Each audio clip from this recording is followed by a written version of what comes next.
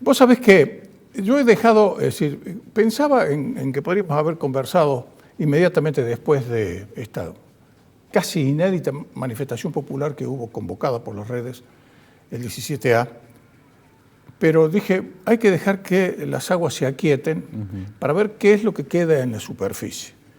Y en la superficie quedan una respuesta por parte fundamentalmente de Cristina Fernández de Kirchner, de quiero retruco, dijo, por ejemplo, con el tema de la reforma judicial, y al propio tiempo de Alberto Fernández, que dice que estaban todos equivocados y que estaban poniendo en riesgo la salud de todos los argentinos.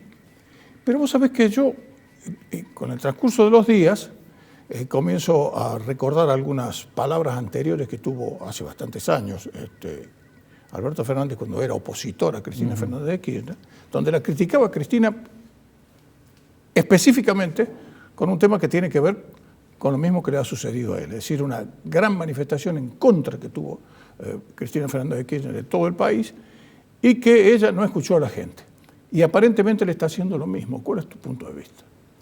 Yo en esto tengo una mirada que descubre realidades que a veces son paradójicas, ¿no? Son realidades en las cuales uno debe señalar todos los aspectos porque no son unívocas, no tienen un solo rostro.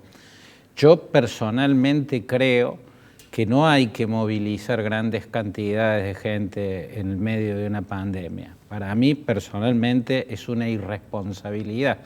Al mismo tiempo, yo no dudo de la buena voluntad de Luis Brandoni, por ejemplo. Luis Brandoni es una persona que no puede tener ningún interés personal, no puede tener ninguna otra cosa que no sea una legítima preocupación por lo que ocurre en el país, porque es una persona con una entrega a algo que no le reditúa el nada. No, absolutamente, o sea, sí. Al contrario, le cierra puertas. Claro, totalmente. O sea, es un actor exitosísimo, es un tipo al que, al contrario, le convendría mantenerse al margen de estas disputas. Pero confiando en que Brandoni hace las cosas con la mejor voluntad, que no hay ninguna intención oculta en él que no sea lo que dice, yo creo que movilizar grandes cantidades de gente en el medio de una pandemia, donde su rasgo fundamental es su altísima poder de contagio, es algo que no debe hacerse. Al mismo tiempo creo que, ocurrido el hecho, la responsabilidad de un gobernante tiene dos aspectos. Por un lado, cuestionar movilizar gente, o sea, expresarse de ese modo en el escenario de una pandemia, y de paso luego va a tener que ser coherente él con muchas actitudes de él y va a tener que reprocharle a todos los que movilizan gente en el medio de una pandemia lo mismo. Exacto. Pero en este caso corresponde como presidente que lo diga, que reproche, después que sea coherente, pero que lo diga y que reproche, y también que tome nota, que haga lo que él le dijo, que vos citabas recién, a Cristina en su momento, ¿no? Que haga cuando las masas están en la calle cuestionándole algo, que tome nota, que se anoticie, porque algo debe querer decir, que haya semejante enojo, semejante indignación. Y en este caso, Gustavo, desde mi punto de vista, al enojo, a la indignación lo provocó principalmente la reforma judicial que se intenta, porque no hay otra forma de ver eso que no sea como un intento de lograr impunidad, un blindaje de impunidad para Cristina Kirchner y para la gente que está involucrada en los casos en los que ella está involucrada. Claro, y eso que esta manifestación ocurrió antes de que se conociera el famoso agregado A al artículo 72 del proyecto. El de Parrilli. El de Oscar Parrilli, ¿no? Sí. Que eso ha provocado una reacción masiva, inclusive dentro del mismo peronismo, y ha provocado el enojo de Alberto Fernández, que ha dicho que de alguna manera eso no tiene que correr. Es decir, que ha dicho, señores, eso lo modifican o antes, pero resulta que eso se aprobó, ya se aprobó en comisión, en el despacho de comisión se aprobó ese artículo, y que está indicando de que efectivamente a Fernández no le informaron de semejante modificación y que ninguno de los 41 senadores, ninguno se atrevió a decirle, mirá, Alberto, acá han puesto un artículo que es realmente, y que ni siquiera Cristina Fernández de Kirchner le ha anticipado que esto iba a ser así, ¿no? Pero la preocupación que hay en todo el país está en la imagen que esto, y ahí me voy a otra de tus especialidades, que la imagen internacional que esto provoca. Es decir, cuando nosotros sabemos, y lo ha dicho el propio presidente, que quiere ser un país normal, que estamos necesitando de la inversión extranjera, que estamos necesitando la inversión inclusive de los propios argentinos, ¿qué propósito de inversión puede haber por parte de alguien que observe concretamente que en este país no hay seguridad jurídica? Porque lo que están haciendo, es casi una reforma constitucional con esta ley, ¿no? Así es, yo creo que esa es una preocupación válida, Gustavo, cómo se ve desde el mundo. Yo creo que sigue en este sentido, espero que se entienda lo que digo.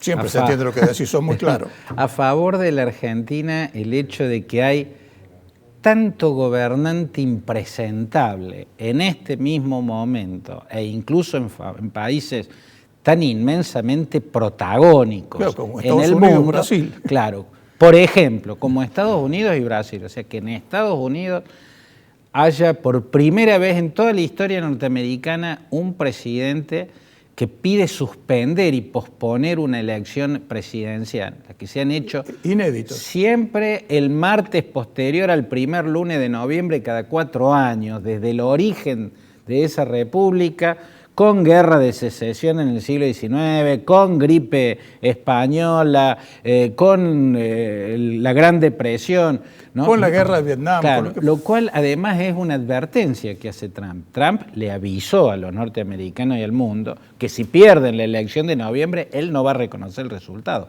va a decir que fue fraude, lo cual es gravísimo. Es gravísimo, sobre todo en un dirigente cuyo liderazgo moviliza sectores extremistas, apasionados por las armas y de posiciones ideológicamente violentas, como son las agrupaciones racistas, como son todos los que tienen el carnet de la Asociación Nacional del Rifle o buena parte de ellos, agrupaciones de ultraderecha que hacen protestas avaladas por Trump, como por ejemplo los que tomaron el Capitolio de Michigan portando sus armas de guerra, ciudadanos civiles con armas de guerra tomando el Capitolio de Michigan. Bueno, y a eso sumamos, por ejemplo, el de Brasil, el caso de un presidente impresentable en Brasil. Creo que hace a una suerte de realidad selvática y caótica en la cual las derivas argentinas pasan un poco más encubiertas, ¿no es cierto?, por los desastres de los otros también. Pero acá lo que me parece que es clave, lo voy a poner como ejemplo tomar como ejemplo para explicar lo que quiero decir, uno de los escándalos de estas horas, ¿no? El presidente Alberto Fernández hizo 2 afirmaciones o un pronunciamiento diciendo 2 cosas que son altamente controversiales. Una, que el gobierno de Macri fue peor que el coronavirus. Sí. ¿No es cierto? Es una cosa que no puede, no venía al caso de nada, ¿no es cierto? Era solamente se pareció ahí, Alberto Fernández se pareció a algunos de los dichos de Cristina, ¿no? Así. Claro, ¿no es cierto? Más allá de si es cierto, no cabe ni entrar a discutirlo, es inapropiado, punto, ¿no? Y lo otro que afirmó, que en un diálogo privado con Macri le dijo que mueran los que tengan que morir, pero no imponga cuarentena. Más allá de que Macri haya dicho eso o no, a mí no me extrañaría que lo hubiera dicho, no me extrañaría para nada que lo hubiera dicho, pero aunque lo hubiera dicho, lo hizo en una conversación privada, una conversación además que no está grabada. Nadie puede salir a revelar algo que fue parte de una conversación privada si después no puede probarlo? Porque entonces cualquiera puede decir cualquier cosa de cualquier otro. Además estás contraviniendo una de las reglas sagradas de la política. Hay cosas que públicamente nunca se van a decir dos adversarios políticos, pero ya se sabe que de alguna forma se llega a un acuerdo, de alguna forma se conversa, porque nunca es público, porque ahí hay posiciones que son irreductibles, pero no puede decir esas cosas. En todo caso, lo que debió, o sea, es, más allá de que Macri lo haya dicho o no, yo no descarto que lo haya dicho, pero el tema es que alguien revele algo que fue confidencial, que no puede probar, porque eso habilita el salvajismo político de que cualquiera puede salir a decir cualquier cosa que le dijo otro, porque son cosas que no se pueden probar, y eso es éticamente despreciable haber hecho eso, un gesto miserable. Pero en todo caso, si Macri le hubiera dicho eso, lo que eso le probaba es lo que él debió hacer, lo que Alberto Fernández debió hacer con la pandemia y también creo yo con la economía, que es una mesa amplia, ¿no? Una mesa amplia, yo creo que está muy bien el consejo que hizo de científicos. Yo personalmente le tengo mucho respeto a todos los que están en esa mesa. De eso no cabe la más mínima duda. Pero también amerita otras voces. Claro, si bien yo personalmente no creo que se pueda relacionar una cuarentena con una dictadura, yo personalmente no creo eso. Yo veo que los países... En Nueva Zelanda, después de 105 días sin un contagio, se contagiaron los 4 miembros de una familia. 4 en Auckland. Pusieron la cuarentena en todo Auckland, que tiene 1.700.000 habitantes, y nivel 3 de reclusión en el resto del país, por 4 personas, que después con la semana habían sido 10, o sea, 6 más que se habían contagiado por estos 4. Impusieron cuarentena. Vizcarra, que es liberal, el presidente Martín Vizcarra, el presidente de Perú, impuso toque de queda. Sí. Toque de queda. Algo parecido a lo de Wuhan. Pero totalmente así. O sea, yo eso de salir a vincular con la dictadura y con la pérdida de libertad, yo creo que la palabra y el valor de la palabra libertad hay que cuidarlo mucho.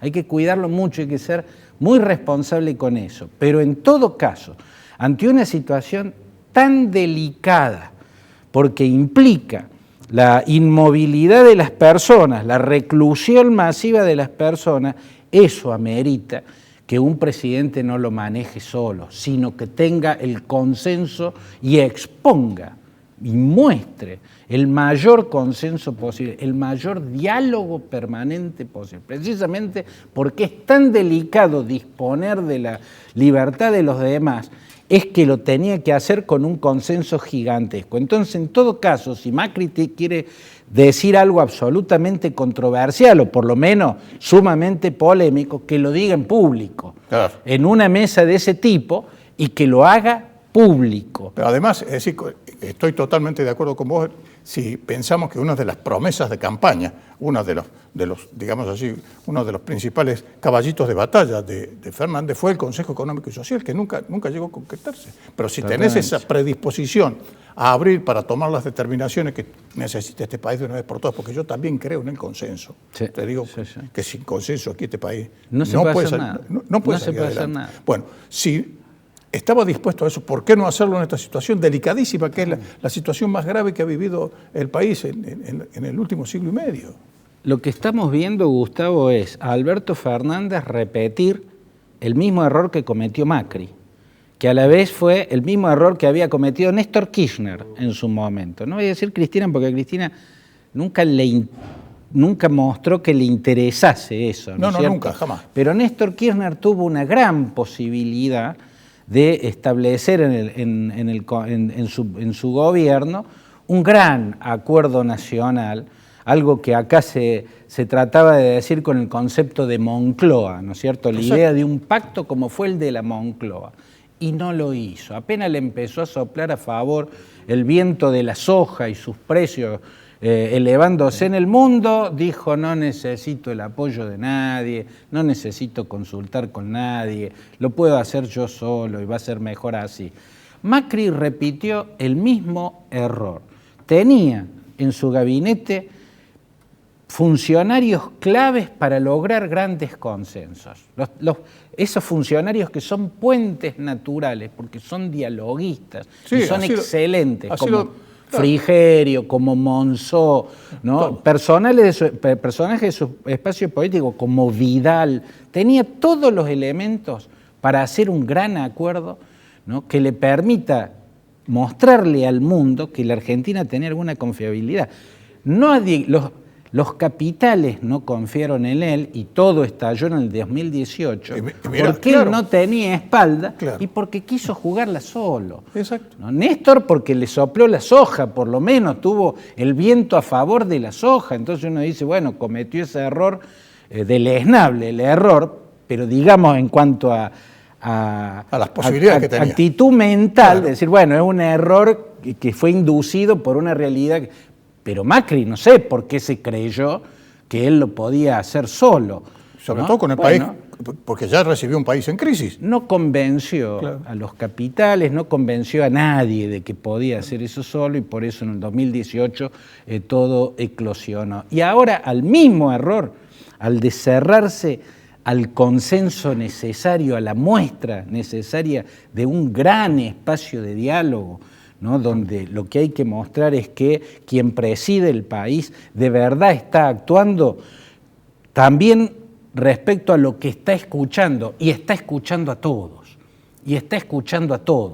¿no? Pero bueno, cada vez da más la impresión de que solo escucha a los llamados que le hacen desde la vicepresidencia, lamentablemente, y eso lo va a debilitar. Y eso es parte del gran enojo que se manifestó el 17 de agosto en las calles argentinas, ¿no? Claudio, muy claro tu pensamiento, como siempre. Bueno, te agradecemos nuevamente desde Córdoba al Mundo tu presencia aquí. Gracias a vos. En cualquier momento volvemos a charlar. Cuando quieras.